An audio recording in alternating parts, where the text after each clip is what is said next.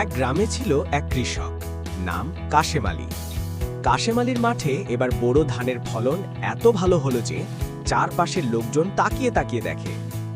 কাশেম ভাবল, এইবার তো হাতে কাছে নিলে পরের ঈদে ধান কাটা শেষ হবে না, হারভেস্টার ভাড়া করতে হবে। তাই সে পাশের বাজার থেকে এক বিশাল হারভেস্টার নিয়ে এলো। যন্ত্রটা দেখে গ্রামের লোকজন হাঁ করে তাকিয়ে থাকে। কেউ বলে, এইটা আবার বাগ নাকি? আবার কেউ বলে, ওরে বাবা, এত বড় মেশিনে কাশেম ভাই নিজেই যদি কেটে যায়। মাঠে যেদিন কাজ শুরু হলো, হারভেস্টার ঢং ঢং করে আওয়াজ করে ঢুকলো। ধান কাটতে গিয়েই কাশেম বলল, এই যন্ত্রটা তো মানুষ না, তাও আমার মতো পরিশ্রম করছে। হারভেস্টার তখন গড়গড় শব্দ করে চলতে লাগলো।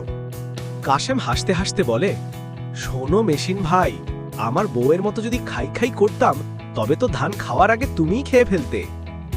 গ্রামের ছেলেপেলে দেখে মজা করতে লাগলো। একজন চিৎকার দিল, হারভেস্টার ভাই, কাশেম চাচাকে একটু ধমকাও, উনি অনেকদিন ধরে লুকিয়ে পান খাচ্ছেন। হারভেস্টার আবার গড়গড় শব্দ করতেই কাশেম ভয় পেয়ে লাফ দিল ধানের গাদায়। সবাই হেসে খুন। কাজ শেষে কাশেম দেখে পুরো মাঠ পরিষ্কার।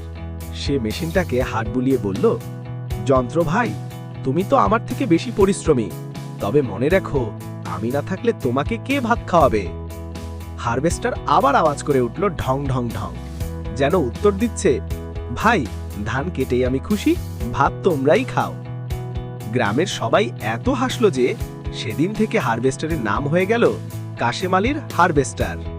এই হলো আমার হারভেস্টার ভাই, ধান কাটে, গান গায়, আর মাঝে মাঝে আমাকেই ভয় দেখায়। ভিডিওটা ভালো লেগে থাকলে একটা লাইক দাও, শেয়ার করো, আর সাবধান, হারভেস্টার যেন তোমার ঘরে ঢুকে না পড়ে। সাবস্ক্রাইব করুন নতুন মজার কাণ্ড দেখতে।